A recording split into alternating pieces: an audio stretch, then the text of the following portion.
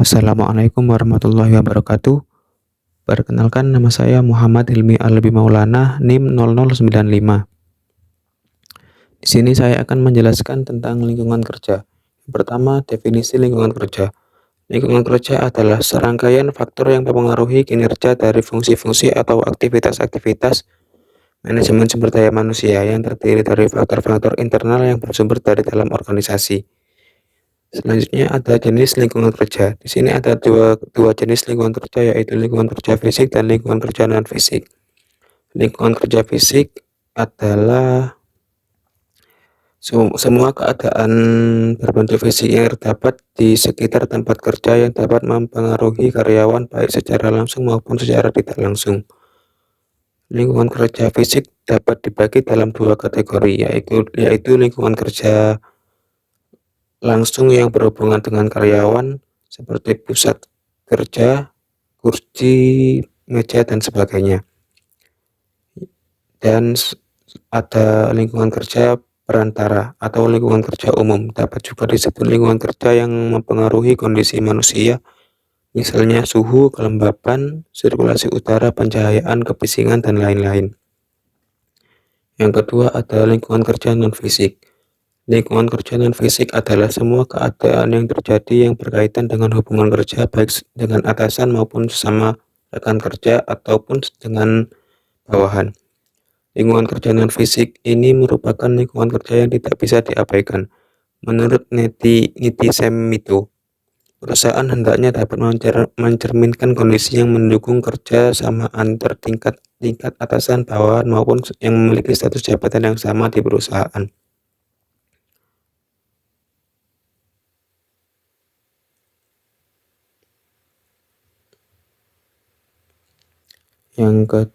Selanjutnya ada faktor yang mempengaruhi lingkungan kerja. Menurut Avandi, secara umum, faktor yang mempengaruhi lingkungan kerja dibagi dua, yaitu faktor lingkungan kerja fisik dan faktor lingkungan kerja psikis. Faktor lingkungan kerja fisik adalah faktor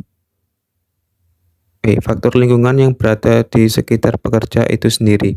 Kondisi di lingkungan kerja dapat mempengaruhi kinerja pegawai yang meliputi 1. Rencana ruang kerja, meliputi kesesuaian pengaturan data letak dan peralatan kerja. Hal ini berpengaruh besar terhadap kenyamanan dan ketampilan kerja pegawai. Kedua, rencangan pekerjaan, meliputi peralatan kerja dan produser kerja atau metode kerja. Peralatan kerja yang tidak sesuai dengan pekerjaannya akan mempengaruhi kesehatan hasil kerja pegawai. Yang ketiga, kondisi lingkungan kerja, seperti penerangan dan kebisingan, sangat berhubungan dengan kenyamanan para pekerja dalam bekerja. Sirkulasi udara dan suhu ruang yang sesuai sangat mempengaruhi kondisi seseorang dalam menjalankan tugasnya.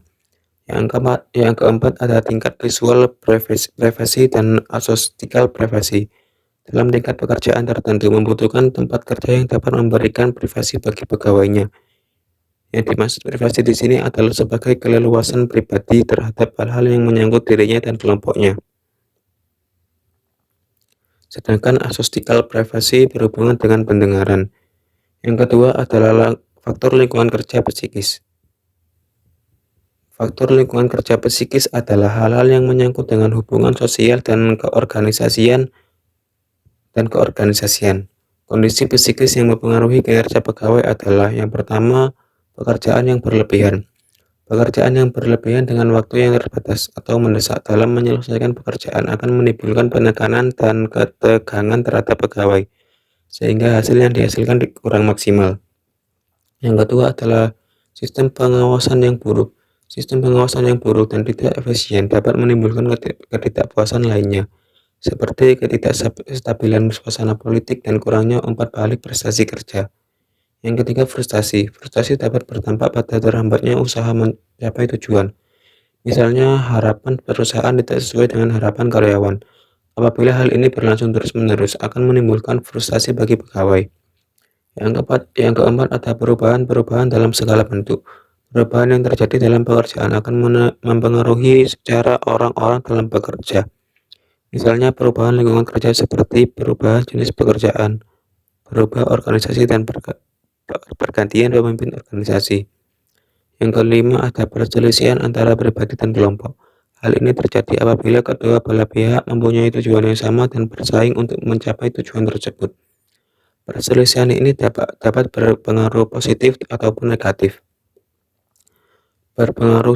Berdampak negatif apabila terjadi perselisihan dalam berkomunikasi, kurangnya kekompakan dan kerjasama. Sedangkan dampak positifnya adalah adanya usaha positif untuk mengatasi perselisihan di tempat kerja, di antaranya persaingan, masalah status, dan perbedaan antara individu. Yang terakhir ada lingkungan kerja dalam Islam. Lingkungan kerja menurut Islam mencakup semua usaha kegiatan manusia dalam sudut ruang dan waktu. Lingkungan ruang mencakup bumi, air, hewan, dan tumbuhan-tumbuhan, serta semua yang ada di atas dan di dalam perut bumi, yang semuanya diciptakan Allah Subhanahu wa Ta'ala untuk kepentingan umat manusia untuk menunjang kelangsungan hidupnya. Dalam rangka tanggung jawab sebagai khalifah Allah tersebut, manusia wajib untuk memelihara kelestariannya. Seperti firman Allah yang dijelaskan dalam surat Al-A'raf ayat 56 yang berbunyi, yang artinya, dan janganlah kamu berbuat kerusakan di bumi setelah diciptakan dengan baik. Berdoalah kepadanya dengan rasa takut dan penuh harap. Sesungguhnya rahmat Allah sangat dekat kepada orang-orang yang berbuat kebaikan. Sekian, terima kasih. Assalamualaikum warahmatullahi wabarakatuh.